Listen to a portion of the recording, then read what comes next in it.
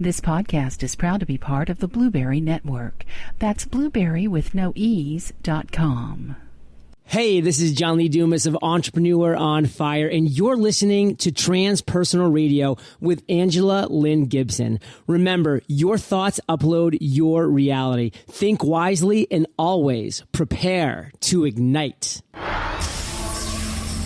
Welcome to Transpersonal Radio. TranspersonalRadio.com. Real talk for real life. Inspiring podcasts. Exploring personal empowerment and transformation through parapsychology, spirituality, and how your thoughts upload your reality. And now your host, Angela L. Gibson.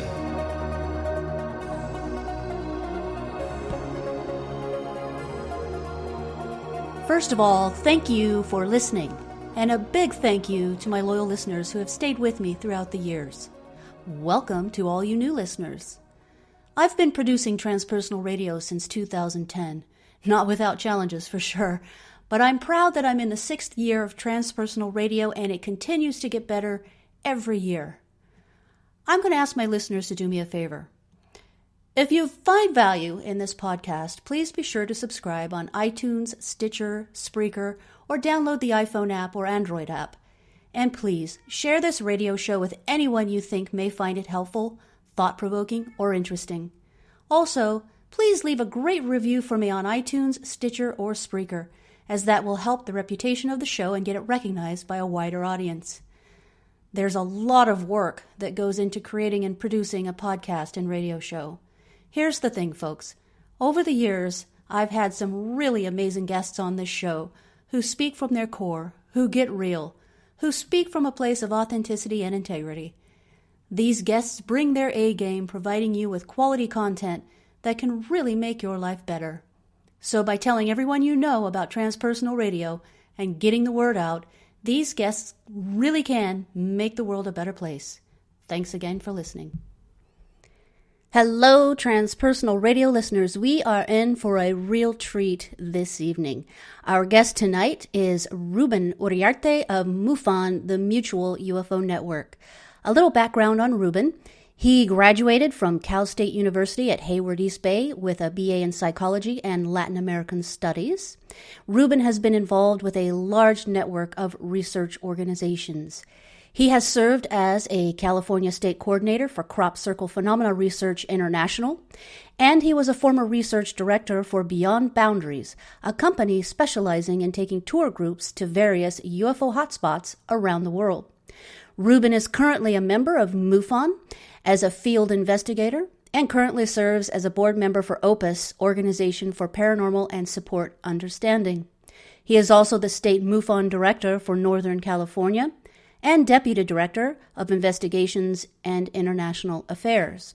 Ruben has been interviewed on many local and national radio shows and television documentaries on the subject of UFO phenomenon, such as the Discovery Channel's UFOs Over Earth, the Learning Channel's Monster Hunters, the History Channel's UFO Files, UFO Hunters and Ancient Aliens, the Travel Channel's How UFOs Crashed My Vacation, and the Discovery Science Channel's Unexplained Files.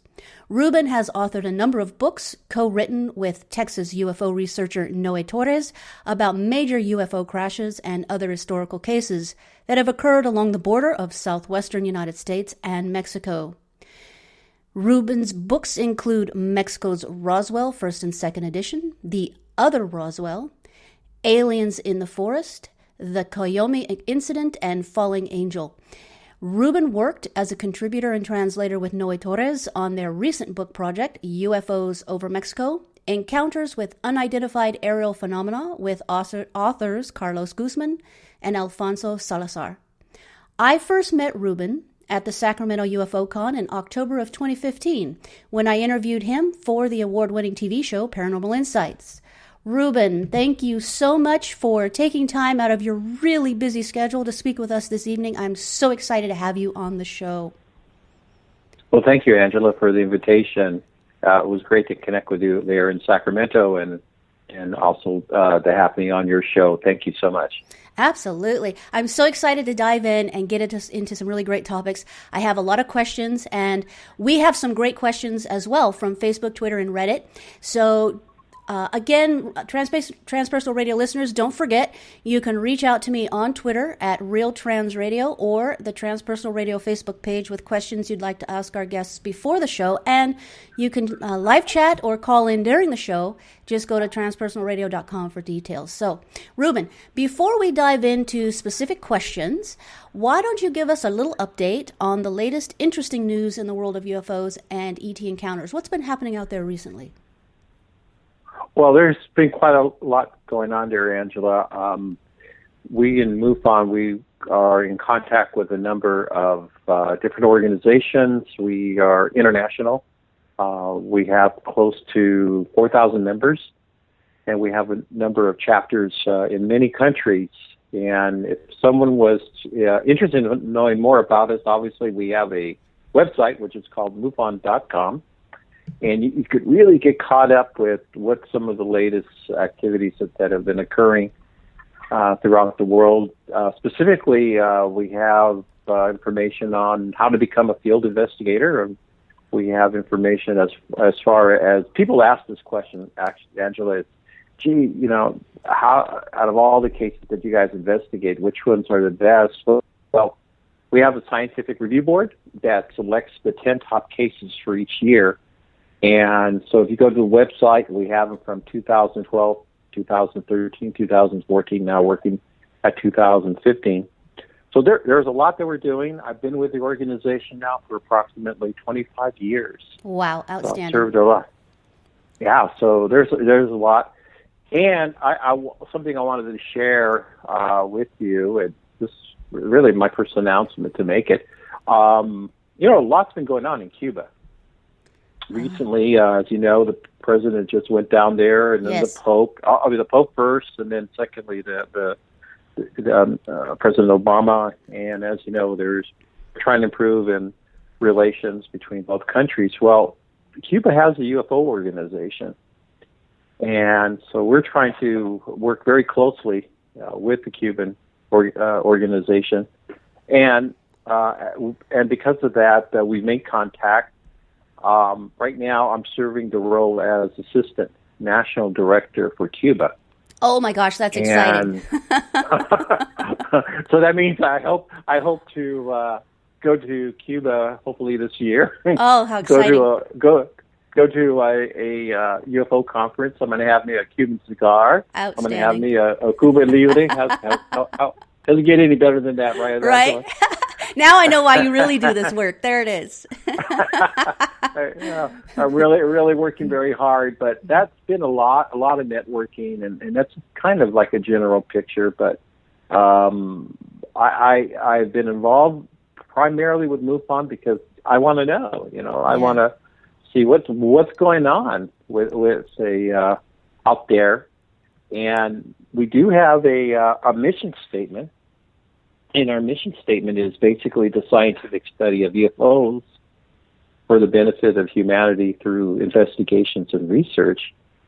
And some of the questions that we are trying to address are UFOs and aliens real? Exactly. Who are they? Mm-hmm. Where do they come from? I'm sure these are the questions you're going to ask me. How long they've been here? Why are they here? What do they want? Well, we can only speculate, but that's pretty much of a general perspective. I've also had my own personal experiences. Yes, and I want to get into that. Makes it. I want to get into that. And Ruben, one of the reasons that I really enjoyed talking to you so much at the UFO Con in 2015 is because you have a science background and you are pretty well grounded. And as we've discussed before, I have a science background, and so I'm one of those people that, I like to keep the woo-woo grounded in science, and I like to look at evidence. And, we've covered this when we were at UFO Con, but I'll repeat tonight for our listeners who weren't there. I always think of Fox Mulder's poster, "I want to believe," whenever we're talking about UFOs, and I think I shared this with you before. I happen to be somebody who's still a little bit on the fence. about UFOs and extraterrestrial contact and abductions, and you just addressed that when you were saying, these are the questions that we want to look at, but we want to look at it scientifically. And I know there are a lot of skeptics, there are a lot of believers, there are a lot of experiencers listening tonight. And on my show, my goal is to provide a space for varying viewpoints and experiences while allowing everyone to make up their own minds. So if you would, please share with us, Ruben, your first alien or UFO interaction and how that impacted you. Well, I had my very first visual observation of something that was really out of the ordinary when I was about 8 or 9 years old. I lived in Oakland, and I remember seeing a round object just above. I lived in the playground, and there was this library right on the right-hand side, and then I lived on the left-hand side. But in between, there was this playground, and I remember looking up, and I saw this thing that I first thought, oh, strange-looking balloon. And then I kept looking at it, and it was shiny, but it didn't move. It just stayed there. And then I just had this strange feeling of being watched. Well, then later I just kept playing, and it went away. I didn't see it anymore. Well, the next day, I believe, or maybe it might have been several other days, or preceding that, or after what I saw, I was playing with my friends in the same playground. And then all of a sudden I saw one of my friends pointing up, and he said, "Oh, wow, look, a flying saucer." Wow. And I looked up, and it was gone by the time I looked up, but I had a feeling it had to be what I had seen previously, that object. And, years later, I'm finding out that other people have seen these strange round spheres or globes also right around the same time frame that I did here in the East Bay. So that stayed with me. And it wasn't until maybe later in life I read this one book named from Whitley Strieber on communion, and had that focus on Whitley Strieber's experience with the whole alien abduction question. And in there he mentioned MUFON and mentioned a number of other interesting things to ufology, which I wasn't aware of, but it fascinated me. And then from there I picked up another book from Bud Hopkins on missing time, and I picked up that book as well. And then I attended my first MUFON meeting, and I went through training, became a field investigator. And I'll talk about the field investigator process in a moment there, Angela. Sure. But I became an investigator, and I started getting some amazing cases, and I started to work very closely with other investigators, and then slowly I worked up the ranks, and I was appointed as a assistant state director. And later on, I became appointed as state director, and now I'm working on an international level as well as still maintaining the state director position. But I work very closely. We have a great team of people throughout MUFON. I have a really great active group here in Northern California. We have some very dedicated field investigators, and I have some top-notch people that are also part of the leadership. I have Devlin Rooney, and I have Mr. Chuck Reaver, and I have a lot of other great people that are also getting involved in helping, trying to find out what's out there. Yes. What is the truth? What is going on? Exactly. So I have a question here from Imminent Disclosure. That's the name he uses online. He asks, I don't remember where, but I heard or read that some extraterrestrials were contacting MUFON and collaborating with them. Can he comment on this? So have you heard anything about that, Ruben? What do you think? Well, it depends on what I think. What I'm trying to, from what I understand from his question, is that if we as an organization or certain people have had direct contact with these entities or beings, to my knowledge, no. Okay. However, we get so many cases from people who do, from the whole abduction scenario to people who've had somewhat contact with the occupants And I'll go into that in a few minutes, too, as far as the database, which is part of the evidence trail that we try to maintain, because we work through statistics as well there, Angela. Excellent. And so if someone wants to become a field investigator, you were talking about, you were going to address sort of how that whole thing works. Obviously, there has to be some sort of rigorous training here. So what would one do to become a field investigator? Yeah, in general, one can go to our website again and then select how to become a field investigator. But what that entails, Angela, is first of all, someone who has the time, who wants to become involved in going out there or interviewing people, going through the whole process. But in the field investigator training, we have a manual, and you basically study the manual. And then you take an exam, which once you become certified, you need to at least have an 80% passing score. But once you become certified, then you work very closely with your state director or the chief investigator, and gradually we start having you go out and to start these investigations. In addition to that, all these cases that you do goes into a database, and right now we have over 71,000 cases that have been reported. And many of these cases, most of them are here in the United States, Angela, but again, we do get them reported throughout the world, and we have people who are staying on top of this, and it's amazing some of the information that we're learning. Did you know all these, for example, people when they go out and they at night or during the day they see an object, they try to describe it, and we have at least 23 different categories of objects that people can describe as close as possible to. For example, that might include circles, spheres, egg-shaped objects, disc shape, the triangles, for example. And we maintain a database on the amount of sightings that we get. For example, if I was to ask you, Angela, what do you think is the most reported item that we get on our database? What do you think that would be? Would it be triangles, flying saucers?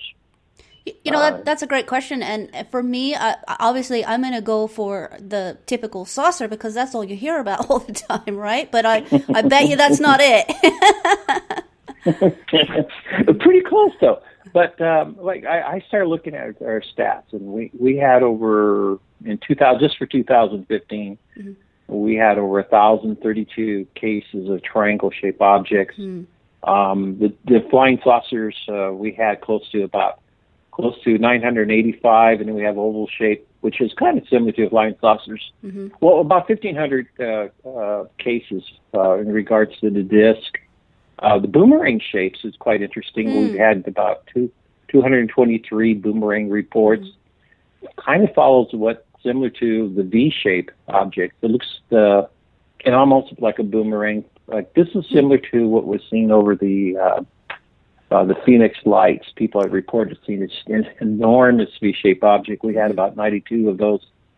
And then but the biggest amount, or the most reported object, is the spheres, orbs. No kidding. Yeah, we got over 2,000 cases of spheres. It tends to be the top ranking object that's most reported. Why? I don't know. It's amazing. They come they're transparent, mm-hmm. translucent, either they're orange color or silver, metallic. They come in odd colors. I myself, Angela, I saw 3 orbs in England back in 1994. It was amazing. These things were hovering above a field. It's when I was going to crop circle, on the crop circle expedition, mm-hmm. on my very first one. And I remember looking out in the horizon, I saw this one ball of light. Wow. Just shoot straight up. And then I grabbed my binoculars and I looked at it and said, whoa, this thing is just like a plasma, a bright orange plasma color. And but when I looked at it, it looked like a half dome. It had like a half dome to it. It was flat on the bottom, and then it had this dome. Well, then it descended, and then I said to myself, "Shoot! I wish they could show themselves again. I want my friends to see it." And I was yelling, I was screaming, and it got all my friends' attention. And all of a sudden, boom, boom, boom! Three of these bright lights just flew right up. Wow! And they formed into like a triangle. And I'm looking at these things. I'm looking through my binoculars, and then one of my friends grabbed his camcorder. He's a professional photographer, and as soon as he raised his camcorder to film them, something told me they're not going to allow themselves to be filmed. I felt that. Sure enough, they disappeared. Wow! Wow! Next day we found a fantastic crop circle that was shaped like a galaxy, right in the vicinity of where those globes were seen. That's fascinating. Now, obviously, so there are sightings. England is a huge area for crop circles, and I want to get into that a little bit later. But obviously, there have been multiple UFO sightings in England. There have been multiple sightings around Mexico. I want to get into that a little bit later. Obviously, a lot of sightings around the U.S. What are some of the top countries that are reporting in right now that say? Well, normally, though, okay. Yeah, now there's something I need to share with you. The database that we have, primarily, it's all in English. We do have the means to translate our information, but many of the countries that we do get, that we receive quite a bit, is from primarily the UK, and then to be followed by Canada or New Zealand, or other English-speaking countries.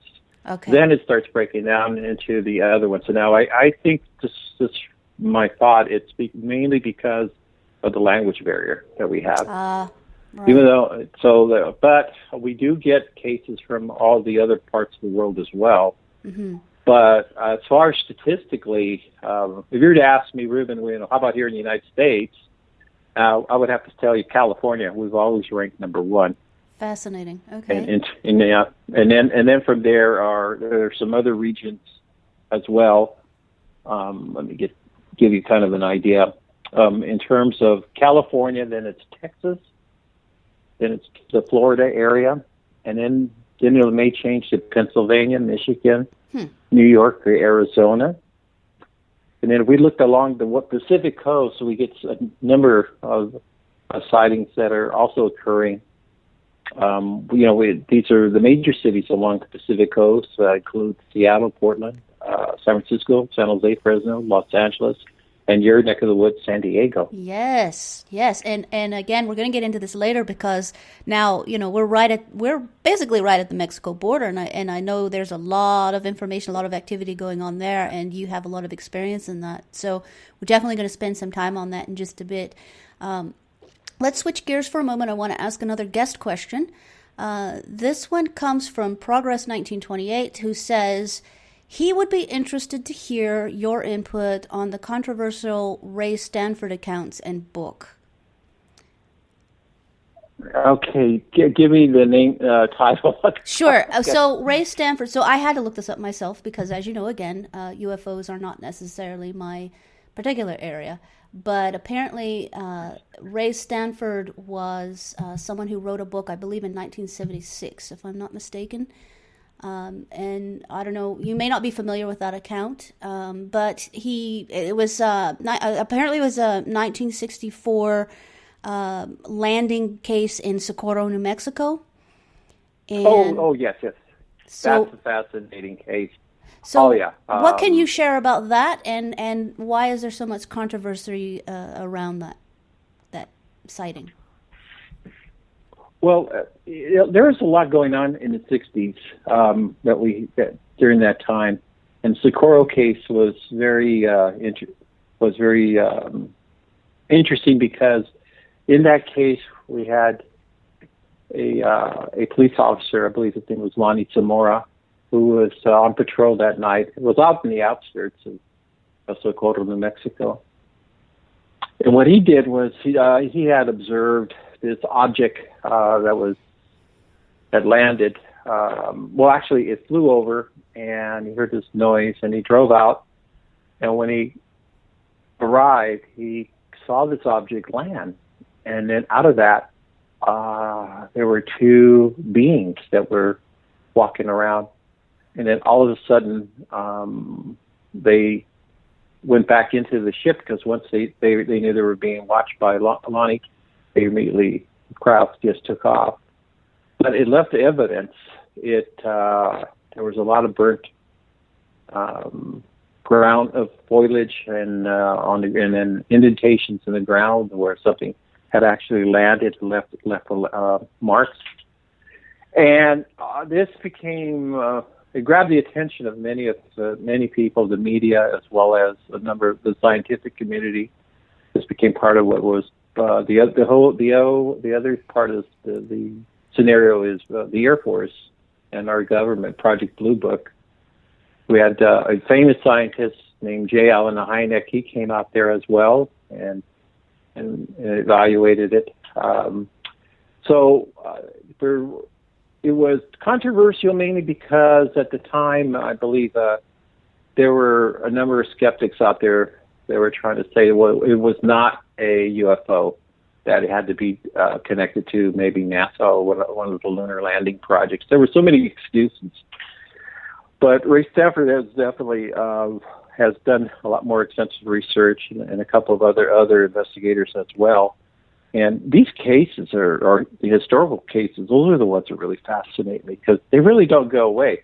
Right. You'll find other clues to it. So that's what I really enjoy about historical cases, and some that I've worked on with my co-author Noe Torres that we can elaborate on in a few moments if you like. You bet. So, and along those lines, something that I personally observed at UFOCon while I was there is there are a majority of genuine people who believe they have had actual experiences and they are sharing those experiences and trying to get their story out there. And then there are those people who see those who are open and vulnerable and they just want attention. So they make up outlandish stories to see what kind of acceptance or reaction they'll get. And I witnessed that a couple times personally. So out of the thousands of sightings and abductee claims, the sightings reports, the abductee claims, what is the process like to ensure that a claim or a sighting is legitimate?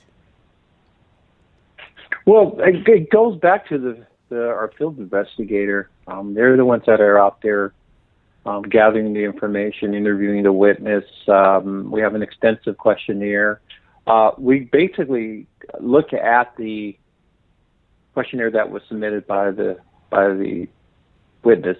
Mm-hmm. And it gives us a lot of information, location, what was the shape, what time did it happen, where did it happen, what was the weather like at that time, are there any other geographic descriptions of the place. So you work as a detective, gather as much information as you can, and then based on the interview with the witness and the amount of information, then you start compiling the narrative, and then our investigator, once has completed the case, and then goes into a classification system that we will call either say unknown, that basically that whatever the witness saw was definitely something that was out of the ordinary, or it could be what we call maybe could be explained as an IFO, an identified flying object. Okay. That could be man-made. It could be weather, mm-hmm. or we may say it's insufficient data, where sometimes we can't get a hold of the witness, but there might not be enough information to really say what it is. So we may put it in that category. And then the other is we could say hoax. And this is where a number of those are deliberately were created to hoax a situation, or people will falsify information. So we get those, but not a lot. Okay, great. So that was going to be one of my questions. Mm-hmm. Like if you had to give a guesstimate or sort of a, I don't know how much information you have in front of you right now, but if you were to give sort of percentages, what percentages would you say that you receive are hoax or outright, intentional? Well, let me, in looking at their stats from last year, and I was just looking at statistically, I would say about 30% is unknown. That's a very high statistic, 30%. Now, unknown being the category where there's actually something that happened. Yes, okay. that's the category that we would definitely support, that the witness saw something. Then as far as IFOs and all that, that's another 20-30%. Insufficient data, that's another 20-30%. The hoaxes, they fall around right between 7 and 10%. Okay, so not that bad. Even though it's not that bad, but when you compare that to 30%, I mean, still, no matter what, and all it takes is just one, right? one case, and that's all we need. But we get so much data from the amount of what's being seen from different parts of the world. But right now, you had asked me a question earlier that what about other hotspots in other countries? And primarily, we do get a lot of reports here in Mexico, in other parts of Latin America. I just saw something off the internet that was just sent to me that there's seems to be a whole wave of sightings going on in Lima, Peru right now. Oh, interesting. I haven't had a chance to look at what the latest, but Lima, Peru, and that part of the world has also had a number of what we call where we have so many different sightings in one concentrated area.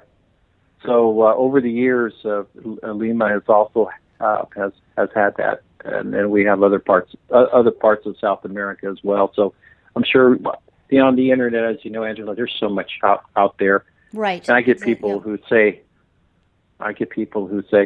well, is it hoax or is it real or not real? That's always a tough question. We have to rely on our photographic experts. But then this falls into a whole other aspect of the investigation. We have now today, it's even more of a challenge with technology, with the cell phone, and we have now the cameras, and people have the ability to snap and take a picture of an object. And what's amazing is that a lot of times people will take a picture, and then they'll go home or then look at it and see something flying around and something that wasn't there. And so we are send, the people will then send that to us and report it. And sometimes it's a lens flare, sometimes they move the angle of their camera, their cell phone might be right against the sun, and sometimes that creates a glare, and then we get this some sort of an object that's created based on with the light refraction. However, sometimes someone will catch something out of the ordinary, and that really makes it quite interesting. So technology-wise, and then we got the thing that really is frustrating for us too is there's so many phone apps that are out there that people could put in little flying saucers or little objects or people or strange aliens, and then they send it to us, and it takes away from our time, but that's just part of the comes with the territory. Sure, absolutely. Part of the challenge. Absolutely. I have another guest question from Don't Jersey, Vermont, who asks if you believe the Cisco Grove case is legit. Are you familiar with Cisco Grove? Oh, absolutely. That's very nice of that person that brought that up. I wonder if he read my book. I don't know. I'll have to ask. But yes, really a very interesting case. Again, it happened in 1964. And it was a gentleman and a group of his friends were doing deer. It was deer hunting season, and they had bows and arrows because that was the only thing that was allowed. You couldn't use firearms for that particular period of time. And this one gentleman, Don Schrum, had gone camping with his friends, and then he went out on a trail, and before you know it, it got very dark. And then he decided to climb up a tree for safety because there were bears and mountain lions and other predators out there. And his concern was for his safety, so he climbed up a tree, and it got really dark. And there, out in the horizon, he saw this bright light way out there, and he decided to climb down the tree and start like a little campfire, as a signal.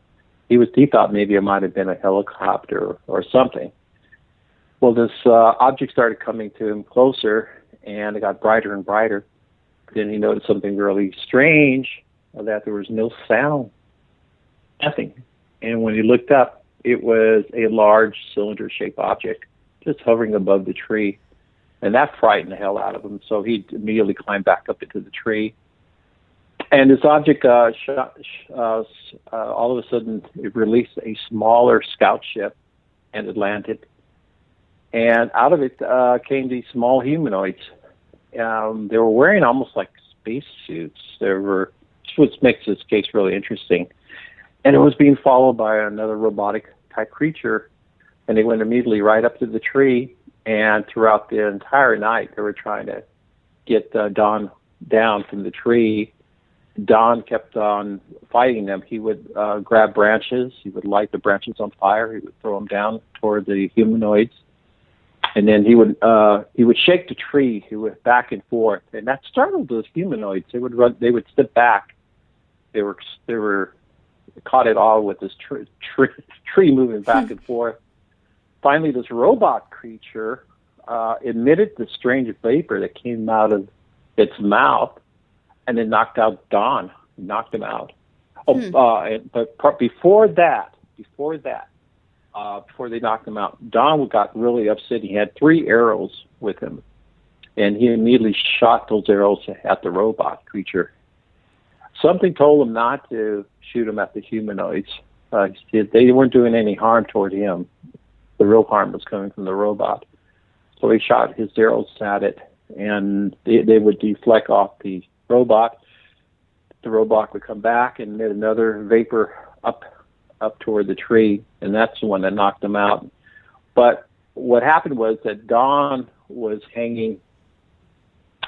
He had wrapped a belt around the tree trunk and himself to prevent him from falling down, and he was hanging. And then when he woke up, he noticed it was already dawn, and so he then climbed down the tree and went back to his campsite, and went back and found his friends, and then he shared the story with them. And the story goes on because he went to the Air Force, and the Air Force made a mockery of his sighting report, and it's a very interesting case. So yes, I would definitely believe this whole case is real. The gentleman, Don, was a very credible witness, down-to-earth man, had a lot of great, interesting experience himself. This case was investigated by another gentleman who was Paul Cerny, who was with MUFON. But back then, before MUFON, we had another large UFO organization called NICAP, which were the largest during that time. And Paul had did the initial investigation, and then years later, I wound up getting the files. And then we were through another colleague, we were able to meet with Don and his family, and then they said, "You know what, Ruben? We really, really want the real truth of what happened to my husband." That's his wife said. "I really want the people to know what really happened." A lot of times, people out there, she was telling me, would get parts of the story and change it, but they wanted to tell it from their point of view. So at that time, my friend Noe and I were working on other book projects, and then we finally decided to work on their specific project, their book about their entire ordeal. And I something told us to do it quickly, and we finally got the book published. And then Mrs. Schrum had then passed away from cancer, like within 3 months. But we had fulfilled that her wish. And so just recently we lost Don Schrum, also from illness, about 2 months ago. But they were very, very reliable, credible witnesses. Well, most of our books are. We interview people that have had their own encounters. And although it's historical, I think that many times it's still historical cases that just don't go away because there's always other bits and pieces to the evidence that we add on. So it's one of my favorite books. I highly recommend it. Excellent. Yeah. Excellent. Thank you for sharing. And it's always great as well. It's one thing when you sort of read this stuff online or you see it third, fourth, fifth hand or what have you, but when you're actually able to speak to the people firsthand, and when you know the people, when you're able to interview them, that takes it to a whole different level. Oh, absolutely, Angela. It does. You develop a rapport. Yeah, exactly. And you can see what kind of person they are in general, because you can tell a lot about a person with their daily interactions and their character, how they are, so on and so forth. Now, I have an outstanding guest question from Ashamed of My Chap. He says, I'd like to know what he thinks, and that's you, I'd like to know what he thinks about the idea that at least some aspects of the abduction phenomena could be something to do with spontaneous DMT release in the brain, that we are capable of traveling to another dimension non-physically is, for me, a possible explanation for some of the experiences recounted by people who claim to have been abducted. What do you think about that, Ruben? Oh, there's always a lot of different explanations about this whole abduction scenario, and it gets really complicated. But I think, again, going back to what I was mentioning earlier, is in the actual interview, you look for other signs. You look at what if it's been very traumatic experience for them. What was it that they saw? What they can you describe what happened to them? We do have a very lengthy questionnaire that will help us get an idea about the person, and as well as what he had experienced. And many times it goes beyond our limits of training, and this is where we might rely on a medical professional or someone who's involved in hypnotherapy if that's where the session goes. So again, it all depends. I do belong to an organization called OPUS. There's a number of other organizations similar to ours where we try to provide resources to these people. Whether it could be trained professionals. And that's what's interesting, is that we are starting to get a number of people that are skilled in their professions from all variety of disciplines, people that are MDs or in the medical field, and they can recognize the fact that this person shares something that is normally not part of their character. They will describe something just totally out, and then from there we start putting the pieces together, and then it leads into a whole other aspect to this phenomena. Angela, it goes into whether or not it's affected their families, or whether it's an abduction process that's been inter-family generational. It's really one of those cases that it's amazing, because sometimes you get some insight. Again, who are these people? What sort of technology are they working with? And then the other question is, why are they have such an interest in doing this whole abduction? So it's just one of those real complicated areas that has so many interesting theories to it. Yes, and that's part of the whole investigative angle here is, again, what's really happening, what's actually occurring, and this is what your life's work is all about, is getting down to the bottom of that. Oh, yeah, and I've come across some really interesting cases over the years myself. One of them was, it's more related to Mexico, and it was real interesting when we were down there. There was a young boy, it was Claudio, and he's started to share his experience with us, and he said that and they live by close to the volcano there. There's a major volcano, Mount Popocatépetl, which is active and has a lot of myth and lore, as well as lots of history of UFOs and lots of other strange things that is going on in that area. This young man was about 12 years old at the time, and he said that both he and another one of his friends, they were herding some goats, and then all of a sudden they saw this bright light. And then when he looked up, he saw these three beings. They were with large heads, wearing tight-fitting clothing. And he noticed that one of them had like a beard, a small beard on its chin. And that being started to talk to Claudio telepathically.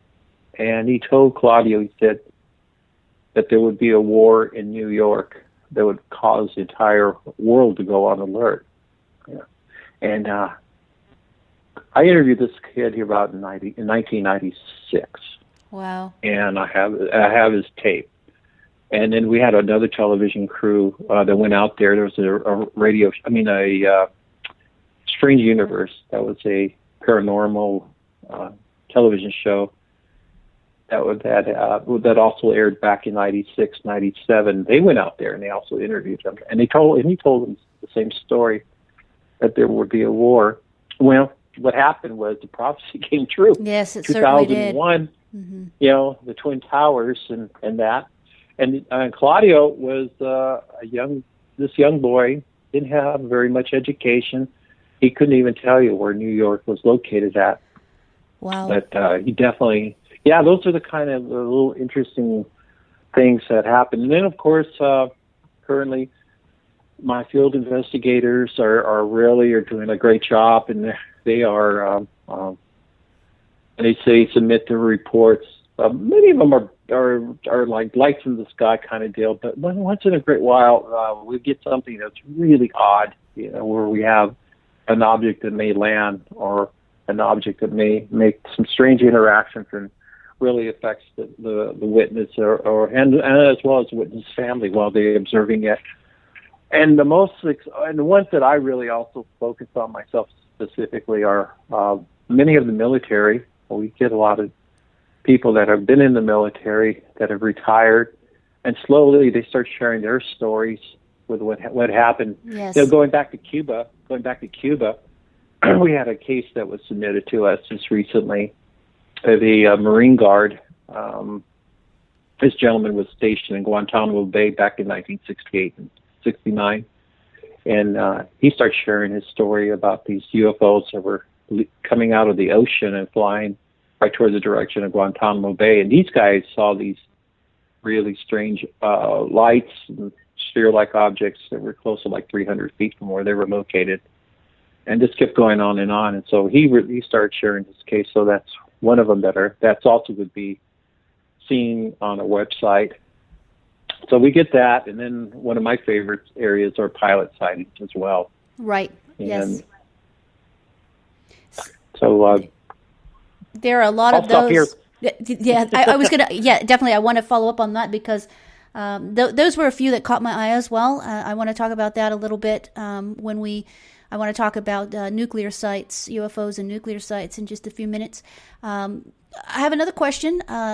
This is sort of a question and comment.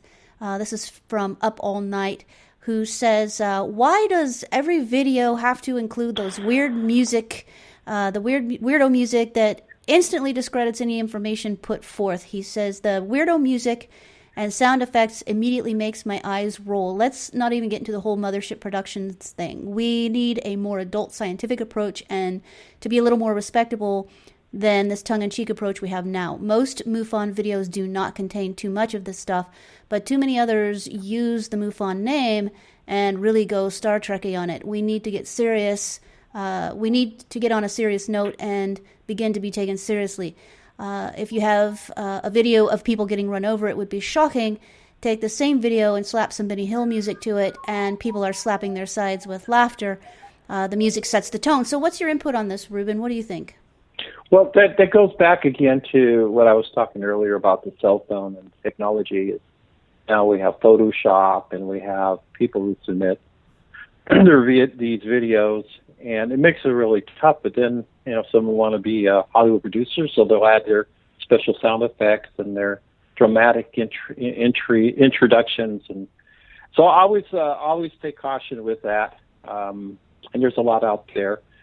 When someone does submit a report to MUFON, they may have a clipping of an object, and it may be the actual sounds of them conversing with their family, and you could tell whether or not they're really frightened of what they're seeing.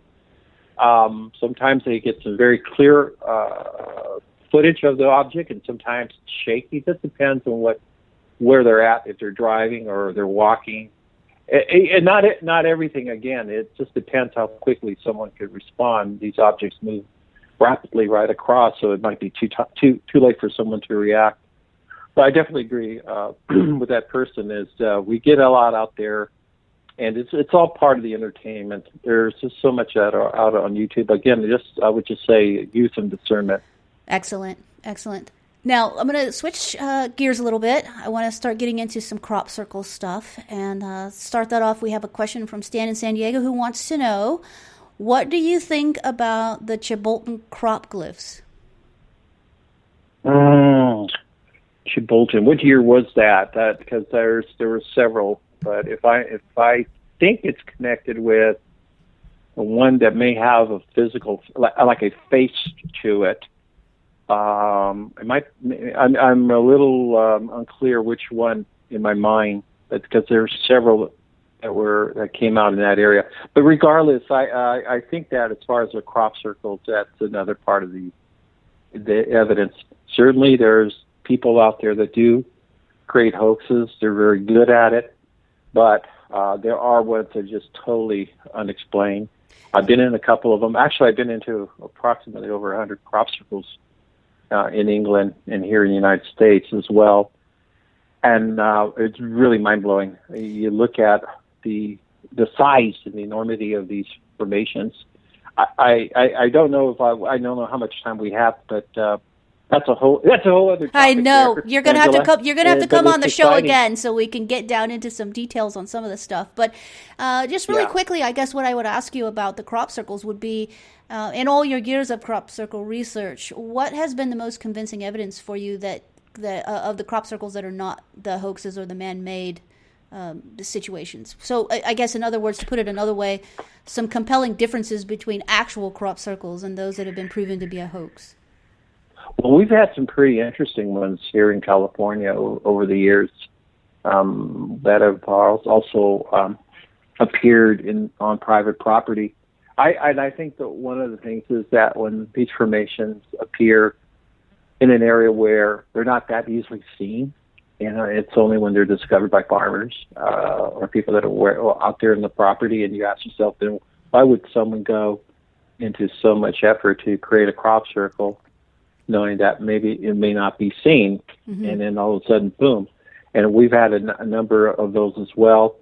I would say, again, in all the years that I had a chance to go in them, there's still so much to learn, and just looking at the complexity of these formations, whether they use fractal geometry or again, a spiritual. There's a spiritual connection that also is associated with these. When people who go into these formations actually feel a change happening to them, almost a transformation. And actually, we've had chances to go into these formations with some scientific gear, even little things like your cell phones and your cameras not working. That's happened as well. Yeah, there's been, I believe there have been reports of heightened radioactivity at some of these sites, and evidence of charring where it hasn't burned the fields, but there's charring right around at the immediate location of the crop circles. That's something else. The types of energies that are one may try to find out what type of energy are these formations being formed. We don't know specifically, but they're getting I'm sure some of the other crop circle researchers may have their points of view. Everyone has their point of view here, Angela. Yes, it's certainly. always interesting. No one's really a true expert, but we have some very good people out there that have spent years and have dedication into the research and have looked at, cross-examined, and have some pretty good ideas. But maybe someday we'll have it. Yes. I think we do. We just Yes. have to go through the books, the statistics. Just depends on what. To me, I know they're real. I would not spend 25 years plus with MUFON or that amount of time in all the other research that I do. But I like to also ask people to, again, go back to MUFON.com, and if you're interested in our books, by all means, please look at RoswellBooks.com. And my friend Noe Torres and I, we've been very busy over the years on looking at crash retrievals. That's a whole other topic. Yes, there, Angela. absolutely. Let's talk really quickly. I want to ask you about chupacabras. Do chupacabras fall under the purview of cryptozoology, or are they extraterrestrial beings? What do you think about that? Well, it's interesting. My first introduction to chupacabras was back in 1994. I was in Puerto Rico, and that's where the phenomena was first reported of these strange creatures. However, there's been reports of other creatures as well, but this one was more of a blood-sucking creature that somehow they found lots of goats, a lot of farm animals that had the blood removed. Mm-hmm. There were holes that they found in the goats or in the chickens, and also in cattle. Yes, they're very rare, but that was really weird. Mm-hmm. And so it was in 94, and then gradually we started getting the whole chupacabra phenomena increasing in other parts of Latin America, primarily in Central America and South America, many in Mexico as well. Maybe there's a connection with weather, with warm weather, because that might be it. But, oh, my God, it was fascinating when we were out there.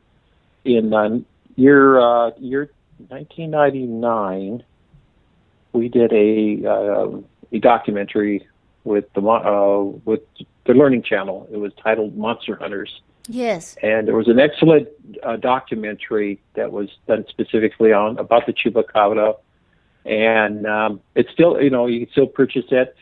I even had a group of remote viewers working with me on that. And that's another story. I know.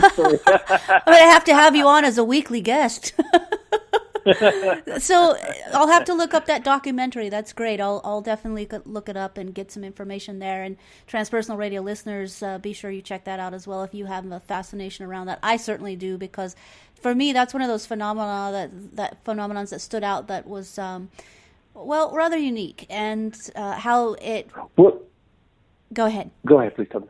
It's just sad. As you go into doing this UFO research, sometimes it spills over, and you start also getting information from these people who report of strange creatures and that, or they see something else out of the ordinary that is more probably paranormal related. Although our focus in MUFON is into the whole UFO phenomena, yes. But then again, we're dealing with a phenomena that is so strange. Absolutely. And so one of my questions, is like where the crossover goes, or I shouldn't say questions, but one of my curiosities is where that crossover happens, right? So let's talk really quickly about UFOs and nuclear sites. Now, we have a lot of history around there. We have the Big Sur UFO incident of 1964. We have the 80s UFOs over Chernobyl.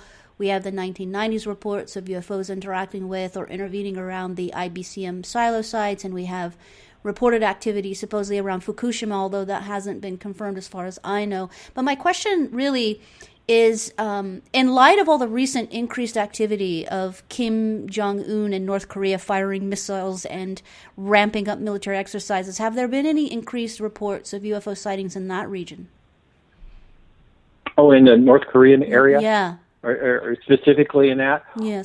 Not that I'm aware of. It all depends. Again, our information comes through the internet, through the database, and sometimes that we take it for granted, right? Everyone thinks, oh, wow, the internet's worldwide. Well, it's not. Sure. A lot of countries still may not have the means to have access to Wi-Fi. But, and then again, it also depends on what kind of country you lived in. There might be restrictions on what kind of information that could be sent out. Yeah. So when you're dealing with a communist regime, you may not get as much information, although it's there. Yeah. Mm. And we may hear about it through other connections, either through China or India, or either somewhere else connections with the Far East. Interesting. Yeah, that's a good point. Now, so let's turn to an area quickly that you have a lot of expertise in, and you've been doing a lot of research, a lot of work. Mexico's Roswell. That's not something we hear much about. We hear about 1947 Roswell in New Mexico, but what about Mexico's Roswell? Well, going back to the crash retrievals, one of the documents that we had uncovered was known as the Denham Report, and this was based on a UFO that crashed into a small airplane. Mm-hmm. And this document was written by military, we believe, by someone with military background. And it was through that document that we found out about the crash of the UFO and how there was a retrieval team from Mexican soldiers that went out and found the airplane, but also found the disc.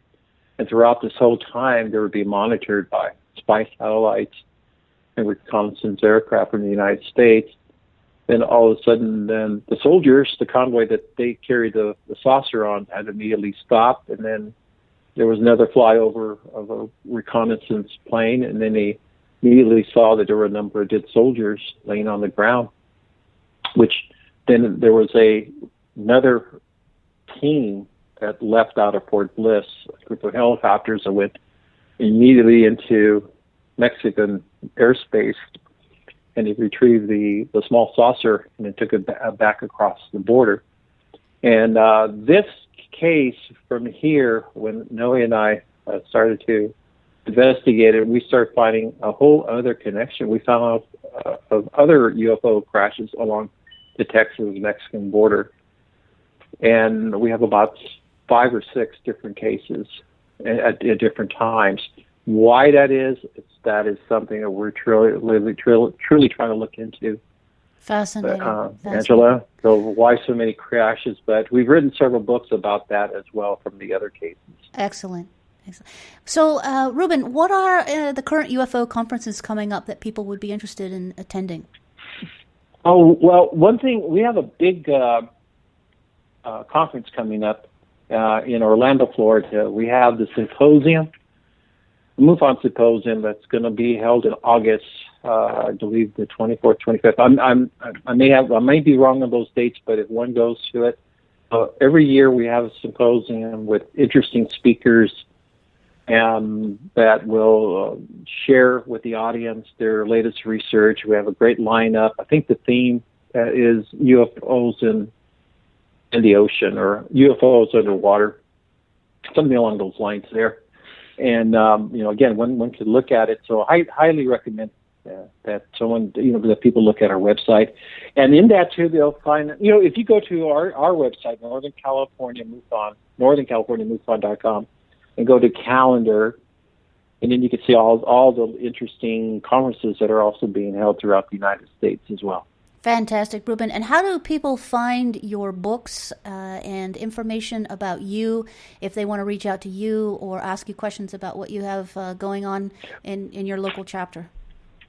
I am on Facebook, so people could get in touch with me on my Facebook.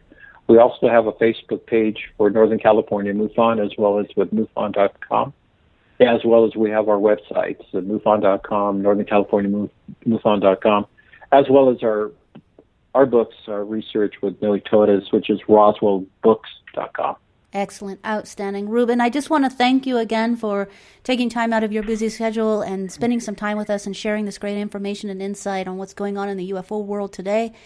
And definitely want to have you back on the show because we have so much more to dive into.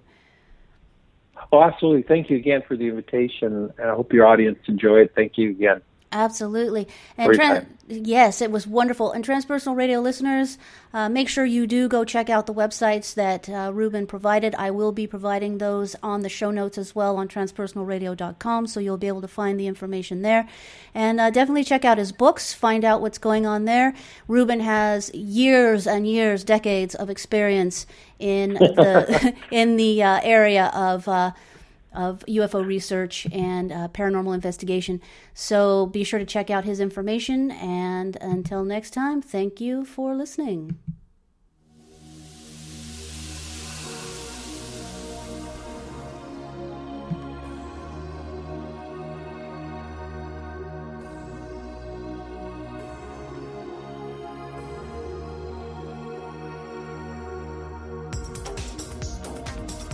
Thank you. Thank you for listening. Transpersonal Radio. If you'd like to suggest a future topic or be a guest, visit transpersonalradio.com. Call the hotline at 619-800-6057 or like our page, facebook.com/Transpersonal Radio.